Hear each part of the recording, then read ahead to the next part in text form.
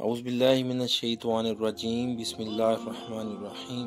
شروع اللہ کے نام سے جو بڑا مہربان اور نہایت رحم فرمانے والا ہے۔ صلی اللہ علیہ وآلہ وسلم۔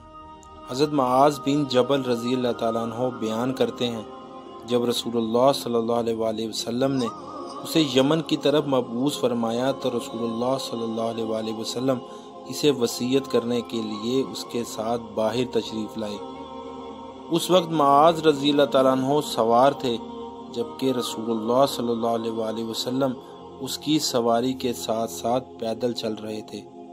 جب آپ فارغ ہوئے تو فرمایا، معاذ ممکن ہے کہ تم اس سال کے بعد مجھ سے ملاقات نہ کر سکو، شاید کہ تم میری مسجد اور میری قبر کے پاس سے گزرو۔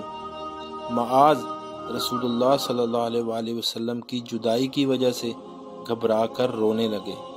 پھر آپ صلی اللہ علیہ وآلہ وسلم نے مدینہ کی طرف رخ پھیر کر فرمایا، متقی لوگ میری قرابت اور شفاعت کے زیادہ حقدار ہیں، وہ جو بھی ہوں اور جہاں بھی ہوں۔ چاروں احادیث امام احمد نے روایت کی ہیں۔ رواہ احمد۔